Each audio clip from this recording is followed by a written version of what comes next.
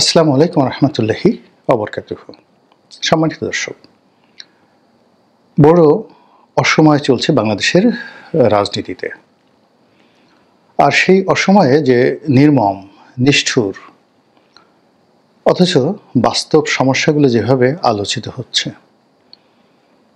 সে সকল আলোচনার ফলে সমাজে যে অস্থিরতা তৈরি হচ্ছে, যে অনিশ্চয়তা তৈরি হচ্ছে, যা কিনা এই ভূখণ্ডটিকে, এই ভূখণ্ডের মানচিত্রকে, পতাকাকে, ফসলের মাঠ, নদী-নালা, পাহাড় পর্বতকে এবং এই ভূখণ্ডে বসবাসরত সকল প্রাণী, তার মধ্যে আশরাফুল মখলুকাত 18 কোটি বনি আদম যে বিপদ এবং বিপত্তির মধ্যে পড়ে গেছে।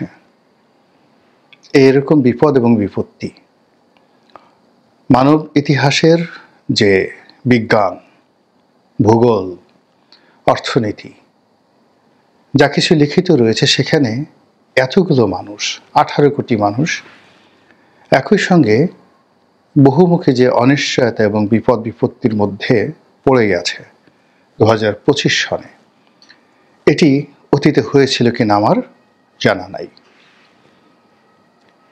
যদি 2014 থেকে আজ অবধি আওয়ামী লীগ জমানার শাসনকে আপনি কল্পনা করেন, এটি একটি অধ্যায়।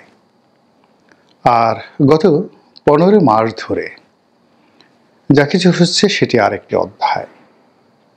স্বভাব অনুযায়ী আমরা অতীতকে ভুলে যাই আর বর্তমান নিয়ে আলোচনা করি এবং আগামী ভবিষ্যৎ নিয়ে উদ্বিগ্ন থাকি। মানবের যে এই বৈশিষ্ট্য থেকে আমরা কেউ বের হয়ে যেতে পারবো না। ফলে এখন বর্তমান সমস্যা বা চলমান সমস্যা, সেটা যত ছোট হোক, যত ক্ষুদ্র হোক, কিংবা ধরুন যত বৃহৎ হোক, এটা নিয়ে আমরা এখন খুব ব্যস্ত। কিন্তু 1971-এ কী হয়েছিল, 61-তে কী হয়েছিল, 51-তে কী হয়েছিল, 1981-তে, 1991-তে, 2001-এ কিংবা 2021-এ কী হয়েছিল, এই কথাগুলো আমরা স্মরণ করতে চাই না। স্মরণ করা সম্ভব নয়। কেবলই আমরা স্মরণ করতে চাই আজকের এই দিনে আমাদের জীবনে কী ঘটছে। তো সেদিক থেকে এই 15 মাসের যে রেজিম, সেই রেজিমের একটি চরিত্র এবং আজকে আপনারা যারা ভিডিও দেখছেন সেই দিনকার বৈশিষ্ট্য, এই দুটোকে যদি আপনি একত্র করেন, তাহলে আপনি দেখতে পাবেন যে আমাদের জাতিগত বিভেদ, বিসংবাদ, অবিশ্বাস যে মাত্রায় গিয়েছে, আমাদের সোশ্যাল যে স্ট্রাকচার যেভাবে গড়ে উঠেছিল, সেই সোশ্যাল স্ট্রাকচারটি যে হুমকির মুখে পড়েছে,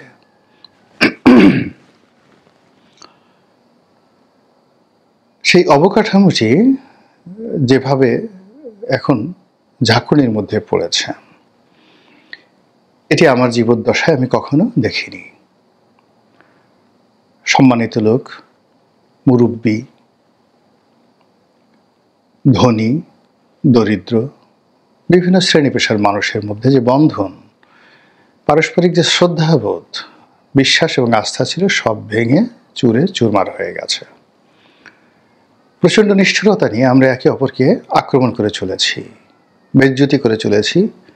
মানবকে দানব বানানোর কিংবা অমানুষকে দেবতা বানানোর যে উল্লম্ফন আমাদের এখানে তৈরি হয়ে গেছে, এটা কবে শেষ হবে তার আগেই প্রতিদিন নিত্য নতুন নাটক তৈরি হয়ে গেছে। আমরা গত 14-15 মাস ধরে আরেকটি 1-11, আরেকটি 2-11 বা ওই যে কুখ্যাত 111 রয়েছে, সেটার আদলে আর একটা নতুন ব্যবস্থা আসতে যাচ্ছে, -2 থিওরি, যেটি 2006 সনে ভীষণ রকম কুখ্যাতি অর্জন করেছিল, রাজনীতিবিদদের জীবন তছনছ করে দিয়েছিল। সেই রকম একটি নমুনা আমরা দেখতে পাচ্ছিলাম যে আবার নতুন করে এসেছে।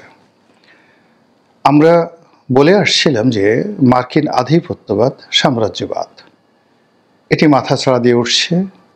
আমরা দক্ষিণপন্থা গ্রুপ বলতে যেটি বোঝাই যে ধর্মীয় আধিপত্যবাদ, ধর্মীয় গোঁড়ামি এবং যাকে বলা হয় ফান্ডামেন্টাল যে মেন্টালিটি, উগ্রবাদ, এটি ক্রমশ বেড়ে যাচ্ছে। এই কথাগুলো গত 14 মাস যাবৎ আমরা বলে আসছি। আজকের এই দিনে সেটি কোন অবস্থাতে আছে এবং আপনি নিজেকে কতটা নিরাপদ মনে করছেন, এ রাষ্ট্র সম্পর্কে আপনার স্বপ্ন, সুখ, স্বাদ, আহ্লাদ কোন পর্যায়ে আছে সেটা আপনার ব্যক্তিগত বিষয়।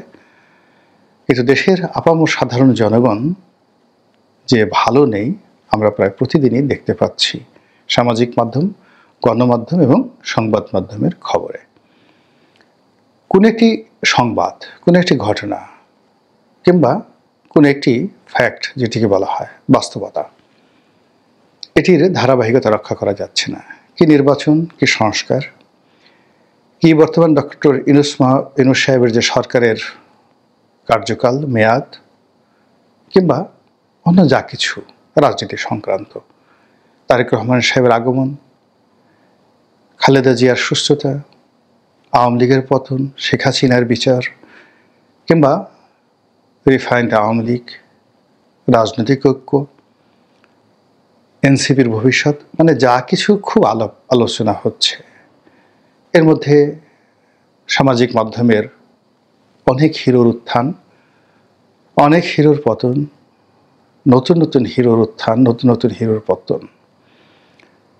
সমাজে যারা কথা বলেন, শব্দ তৈরি করেন, যে ইনফ্লুয়েন্স তৈরি করেন, সোশ্যাল ইনফ্লুয়েন্সার, গত 14 মাসে 14টি সেট পরিবর্তন হয়ে গেছে, হারিয়ে গেছে। কেউ নেই, নতুন কেউ আসছে, মানুষ আর বিশ্বাস করতে পারছে না। ঠিক তেমন একটি অবস্থাতে আবার নতুন করে আওয়ামী লীগের নাম আসছে, নতুন করে বিএনপির নাম আসছে, নতুন করে তারেক জিয়ার নাম আসছে, নতুন করে জয়ের নাম আসছে এবং নতুন করে আবার 11-র কথা আসছে এই গত কয়েকদিন ধরে। প্রসঙ্গটা শুরু করেছিলেন আওয়ামী লীগ সভানেত্রী শেখ হাসিনার পুত্র জনাব সজীব ওয়াজেদ জয় তার একটি সাক্ষাৎকারে, যেটি তিনি দিয়েছিলেন বিবিসি বাংলার সঙ্গে। নানা কথা তিনি সেখানে বলেছেন এবং সে সকল কথার মধ্যে একটি উল্লেখযোগ্য কথা ওই সময়টাতে যখন তিনি বলেছিলেন তখন সেটি গুরুত্ব পায়নি। তা ছিল এরকম: আওয়ামী লীগ এবং বিএনপি এ দুটো দলের শীর্ষ পর্যায়ের যে নেতৃত্ব, এটি পরিবর্তন করার জন্য চাপ প্রয়োগ করা হচ্ছে, চেষ্টা করা হচ্ছে এবং তাও আবার